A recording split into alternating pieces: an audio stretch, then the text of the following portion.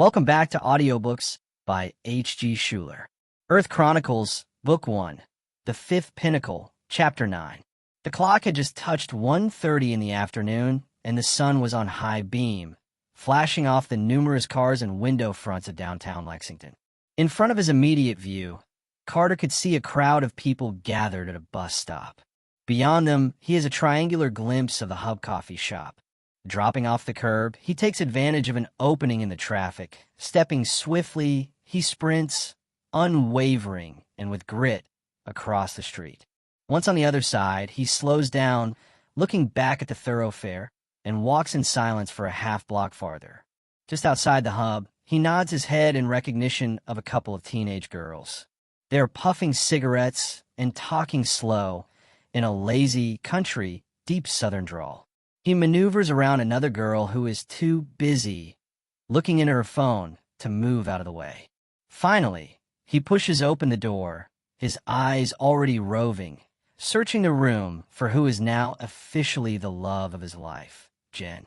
He spots her behind the counter working the espresso machine and watches as she smiles, motioning with her head to a corner table. After he acknowledges her with a quick lift of his hand, he takes the corner seat, trying to relax. He keeps looking over her way because he has something exciting to tell her. "Charming woman," a man's voice said from what seemed out of nowhere. When Carter turns to his right, he sees a young man in his early 20s staring down at him. He leans back in his chair, twisting his body to get a better visual. When he does, he notices the man is wearing a handsome three-piece suit. You don't know how right you are about her. The man's eyes stay firmly fixed on Carter. I can always spot a good woman. Carter leans even farther back in his chair, his face tightening in suspense. How's that? Experience. Really? He gestures for the man to take a seat, and he does, on the opposite side of the table. But you can't be more than 22. Age and experience are not always relative or connected. Being an older person is not always the absolute advantage when it comes to experience. For example, a 50-year-old man may have been single his whole life. He may have never even dated. On the other hand, a man of my age may have dated dozens of women. I'm sorry I'm talking too much. You and the girl, it's none of my business. No, it's fine. I was enjoying the conversation. What's your name? James Jenkins. I apologize again.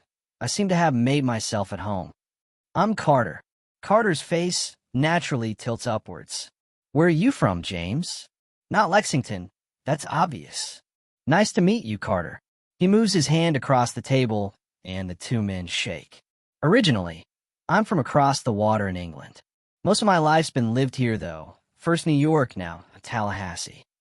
That's interesting. I just got back from Tallahassee. Suddenly, Jen interrupts. What you boys gonna have? Jen, this is James. Would you believe he's from Tallahassee? No way. We just came back from there. Do you live on one of those plantations? We saw some incredible ones there. No, more like an apartment building. Could I get a cappuccino? What am I thinking? Yes. Carter, do you want your usual? Please. Could I have a shot of espresso in it and a multi-grain bagel? I didn't have lunch. You know how I like it. One cappuccino, one caramel iced coffee with a shot of espresso, and one toasted bagel coming up. After Jen walks away, Carter dips his head, slowly raising it, giving James and his spiffy three-piece suit the look over. I have a feeling you're a lot older than you look. The situation, it's two. I'll just come right out and ask. How long have you lived in Tallahassee? You sure you're ready for the answer? No, I'm not sure. But I need a clear picture of what I'm dealing with. I see the same characteristics in you as I did the last time I saw my grandfather. So just tell me, since 1827, what? I moved from New York to Tallahassee in 1827. That was the year I regenerated myself. I was 58 at the time, making me 248 years old today. I've fought with Indians, dealt with runaway slaves, and helped Florida transition from a territory to a state. Before all of that, I fought for the United Kingdom in the War of 1812. During that war, on August 24th, 1814, I helped set fire to the Capitol building in Washington, D.C. Not too many people today even know the White House was nearly burned to the ground. I'm sorry, I'm not the innocent person you thought I was when offering me a seat. I was hoping we could ease into this a little slower, sort of soften the blow for you. You were quick, though. Had me pegged from the near start. How did you find me? I went to your house to start with. It was clear to me that it was not occupied. I knew you weren't at work. We have people there, but you were aware of that, I'm sure. Next, we turned our attention to the girlfriend. Then it was easy. Only a short time, and we were here. How many are there of you? In the world, I mean. I was hoping you wouldn't ask that. It's complicated. I wouldn't tell you at all, but you seem to have uncovered. I'll just come out and tell you there's now around 10,000 in the United States. I can tell you more, but I need some assurances. Assurances? What I mean is, you're either in or you're out. We're offering you the same thing we offered Dylan and others like him. The opportunity to be one of us. If you accept, then you'll be privy to much more information. James glances over to Jen, who is walking toward their table with a tray of drinks. We wouldn't leave your girl out. The offer is for her, too. How much does she know already? Other than what you've told me today, everything. I thought as much. I don't suppose you could tell me what the Pinnacle is? No. Sorry. I can't right now, but you'll know soon enough. Apparently, it's pretty important, what with all the secrecy. Important. Yes. But as I said, at first, Carter didn't let on to anything when Jen arrived with the drinks. She sits down at the table and tells him that her shift is over. However, in no time she was faintly aware that something was up. She had no reason to believe that she was involved when she asked an inconvenient question. What are you boys talking about? When she senses them holding back, she grows more curious. Is it Tallahassee? Still no response, other than a slightly embarrassed look on both their faces. The situation was growing tiresome to James, so he eyed Carter hard. Are you going to tell her? Or am I? Tell me what? James is older than he looks. Do you understand? Do you mean he's like your grandfather? Yes. You're from Tallahassee. You followed us here, didn't you? Yes, Jen. I did. You're worried we're going to talk. Are you here to keep us quiet, to bring us back to Tallahassee? James lowers his head like he's been shamed. I wish I could calm your fears, to relax your mind from this whole crazy situation. Let me start by saying it's not what you think. Neither of you are being brought back to Tallahassee. Then what? It's clear we know too much. You're not here to exchange names. So what is it, James? If that's your real name. It's been my name for 248 years. Okay, that's a long time. Just tell us what you want. I can't even begin to tell you the benefits, Jen. We want you and Carter to join us. You mean to be regenerated? You would have to wait a few more years due to your ages, but yes. She turns to Carter. Did you know? He just told me. And I haven't had time to think about it. James, how long do we have? Can we talk this over between ourselves? The preliminary steps have already been taken and approval has been granted, but you should talk it out. Just remember that every cell in your body will be at its optimum. We can make it stay that way by regenerating you every 50 or 60 years. We think there's a hidden virus that's interfering, causing people to age. If we could ever find it, we could develop a vaccine. Until then, we must continue regenerating. The good thing is your abilities will far exceed what they are now. They will be exaggerated beyond belief. We can discuss that later. If you choose to accept you will be used in recruiting subjects, we're having difficulty hitting our target numbers. You can't imagine the difficulties involved in finding those that would not be missed. We've made mistakes. You found out, and so have others. We're fortunate that it's been limited to just a few. I'll be staying at the Museum Hotel tonight if you make up your mind, or if there's anything else I can do. Otherwise, I'll see you tomorrow. Jen murmurs under her breath as they watch him walk out. Impulses like that came naturally to her, and it was instinctive for her to question possible areas of trouble or conflict. Carter taps her on the hand, breaking her gaze and getting her attention. What did you say? It's not what I said. It's what he said. If there's anything else I can do. I don't trust him, Carter. I don't think he's that understanding of us. Do you? I think they've looked at both sides of this, and I think they're in the elementary stages of something big, something we're not being told about, something. He places his hand over the top of hers. Jen, I don't think we have a choice. The only way we're going to find out what they're up to is to go along. They assume it, expect it. I doubt they've ever been turned down. I mean, it's all so fantastic. Can you think of one person who wouldn't want to be young and healthy forever? I've been working on this for years and haven't even come close to what they have. What if we did turn them down, Carter? He reaches for his drink, sipping from the straw as he pulls it forward. Wow, that's really good. You got it just right. The bagel looks good, too. He takes one side of it, tears it in half, then just holds it in his hand. If we turn him down, I think they go to Plan B. He continues by shoving the bagel in his mouth and biting down. I doubt Plan B is as pleasant as Plan A. He starts chewing. What you mean is they're going to take steps to keep us quiet. If they don't kill us, they'll probably take us down to Tallahassee with that horrid little creature, Dylan. Her instinctive side was taking another slant. But if we agree and stay here, we're not going to find anything out. Carter takes another drink, this time downing several swallows before he stops. Are you saying we should agree and then ask to go stay in Tallahassee? Maybe. Then again, they might find it easier to control us there. James said they needed us to recruit subjects. That entails sending us somewhere else. It could be Florida, but I doubt Tallahassee. They have plenty of help there already. Carter takes his phone and Googles states with the most retirees. We could be sent to California, Arizona, Texas, North or South Carolina. Other than Florida, they have the highest number of retirees. If that happens, we're just another pawn in their game.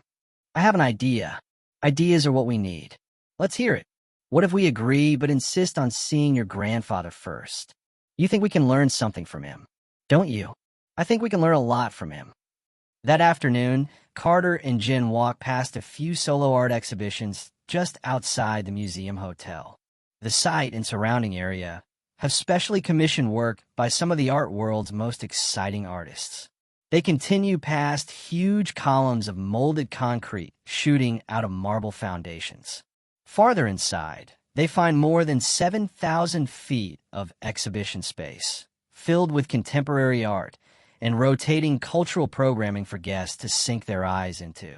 What they find in the hotel turns out to be nothing like they expected. Inside James' room, they have a view past the glass exterior wall, overlooking a balcony. The skyline of Lexington is staring through the windows back at them. I guess you've made up your minds, or you wouldn't have come. Am I right? James' voice is friendly and engaging. Could I get you a drink first? I have vodka with tonic, including flavored. Also, whiskey, or there's beer if you go for that sort of thing. While he talks, he pours himself a vodka in a short, clear glass. Carter glances at the minibar, which looks like an old-time street vendor cart.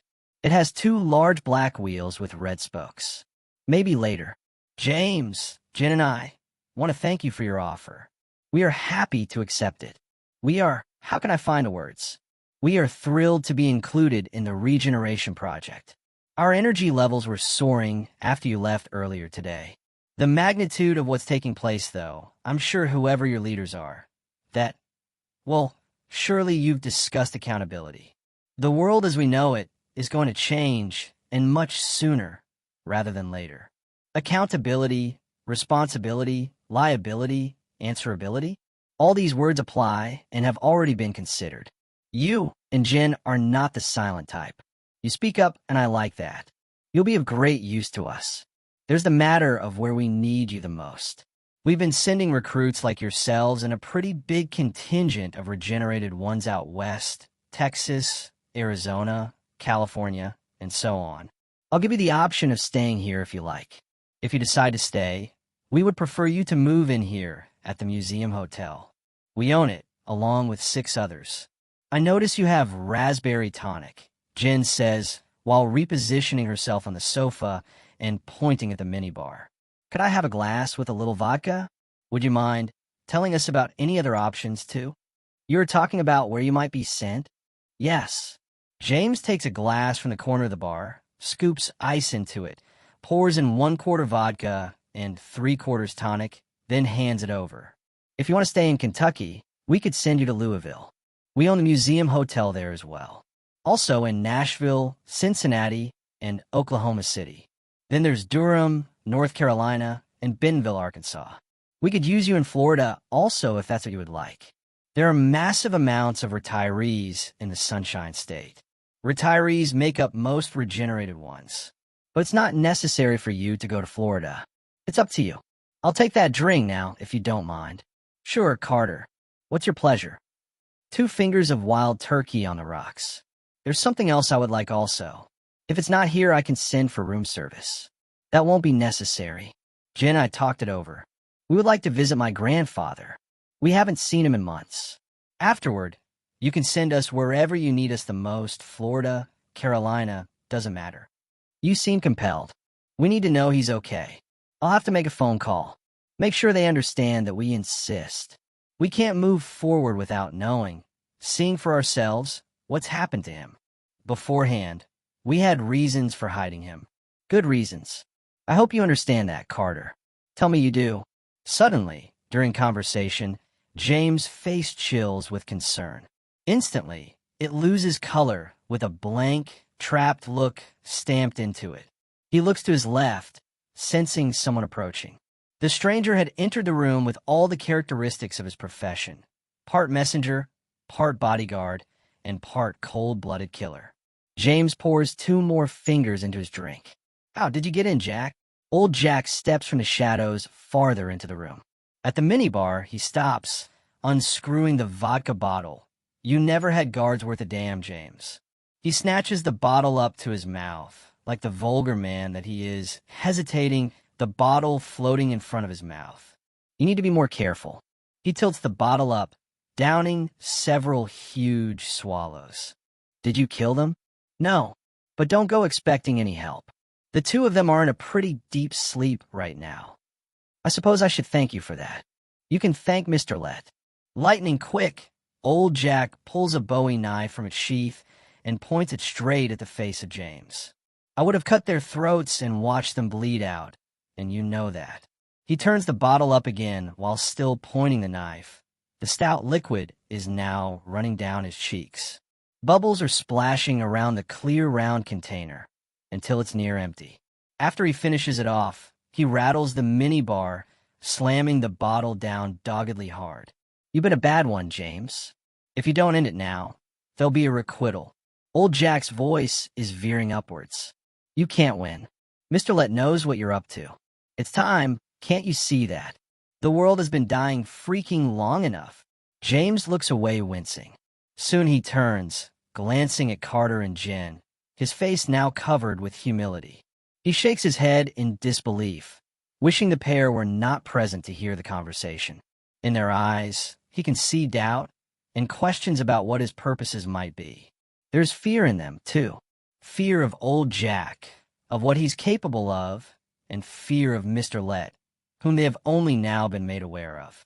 He turns from the couple and gives an earnest look into the face of old Jack. He looks also at Jack's 2 slumbering, subordinate associates, one with a pushed-in face, the other with a scar running from his eye to his chin. I have thought of death, although after so long a time, it seems foreign. He sips his vodka, then holds it out in front of him. Yet, if death be in this glass in the form of retribution, then it is now at my lips. He takes a sip. I have done nothing deserving of vengeance. Even if you imagine that I'm scheming, which I most certainly am, it is for the preservation of life. Mr. Lett's plan is murder, plain and simple. My plan may take a little longer, maybe even years, but it leaves ownership of the right to live in the hands of each individual. Old Jack slings his knife out underneath the chin of James. He is only a hair width away from slicing his throat. Then have your damn drink, you fool, because death is sure as hell what you'll get. As he spoke, his face was turning red hot, and a white energy was already emanating out of him, forming a circle. When he notices this and sees the same happening to James, he backs away. You're a lucky one, James. If we fight it out here, the energy will just consume the room. And truth is, he started calming down. Mr. Letts said, Not to harm you. He still thinks you'll come around. He told me to tell you 1 week. After that, the requital. So you think about it. For the first time, old Jack turns to Carter and Jen. People like these are not our identicals, and they are certainly not the future. Pretty as there they gotta go. I mean it, the time has come. But they can be the future, just like us. That would take another 10 years, maybe more, and we're tired of waiting. But my plan could shorten that number. I've worked it out. Grace has been a big help. A year, I think, maybe 2 at the most. After that, nothing but regenerated ones. You always were the simpleton. I tried to tell Mr. Let you wouldn't listen. You got 1 week. Old Jack snatches up a lime from the bar and starts tossing it back and forth in his hands. Living is better than dying. You think about that. 1 week. I'll see you then. He turns his head, motioning with a quick flip of his hand to his counterparts. As the 3 men exit the room, there's a loud slam that rattles bottles on the minibar. Old Jack had slammed the door with the purpose of making James feel the reality of the moment. All James needed was time. Time to expand his plan throughout the earth. But the days of the far-off future had arrived. The accumulating years and ensuing decades had piled up in a heap of misery at his feet. He had always been a moralist and could never be happy in the kind of world they were trying to bring about. The numbers given him at a recent conference of regenerated representatives pointed to the annihilation of possibly half the population of the Earth. At that same conference, there was a restructuring of leadership and not a friendly one. James' role, which had been second only to Mr. Let, was greatly diminished. His outspokenness against the plan to extinguish what was thought of as leftover people had been met with an iron fist. Everyone 80 and above would be allowed to die off unless chosen as worthy of regeneration. The thinking was that they present no threat to the project, and within 20 years none would remain. Another group would be chosen by a network of computers with specific criteria previously installed into its software. The age bracket of possible subjects running between 35 and 79. Anyone under 35 was already marked for extermination. This age bracket could not be regenerated without serious health complications, including death. Ow! Jen asked, leaning back and sinking deep into the sofa. How are they going to kill us? Without looking at her, James sets his glass down. He reaches over, picking up the bottle of vodka, and pours himself a fresh drink, his head still tilted down. He swirls it, then slowly, smoothly, takes a sip. I don't know how they managed it. They've created a formula that ages people dramatically. Now he looks up straight into her eyes. Tears are running down his cheeks like he's pleading with her. I don't know. Jen, I wasn't part of the team that created the new formula. They tell me people will think it's a horrible virus, worse than the Black Plague or the Spanish influenza. The first steps have already been taken. All those chosen for regeneration have already been immunized. It was accomplished the same way the infections will be, through the contamination of food and drink. They will sleep for 3 days, after which the poison would have run its course. Somehow, they've managed to create an expiration date into the formula. After a person wakes up from sleep, they'll have less than a week to live. I'm sorry, but there's nothing more I can do. I had a plan, but time has run out. And as you've seen, they're on to me. What if you had more time?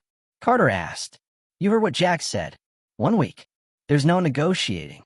But just suppose, what if you had 6 months to work with? Would that give you the time to stop them? It will be difficult, but yes. I think so. I have a formula of my own. I came about it while working on a solution for Alzheimer's patients.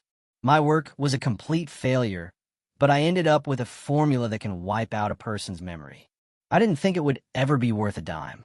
It lasts for about 3 months, but I can push it to 6 safely by increasing the dosage. If we can infect Mr. Let and his people, you would have 6 months to change the outcome. You're talking about a tall task. Still, if we start planning now, I believe we could be at implementation within 6 weeks. That's important because the Let plan goes into effect in less than 90 days. If we can do it, we could take control of Let's global organization. There would be no plan left for them when their memories come back. I still control the U.S., all North America. And my influence in South America and Australia can negate Let's influence. Antarctica and Africa are not an obstacle, so we got the infrastructure to get this idea of yours rolling.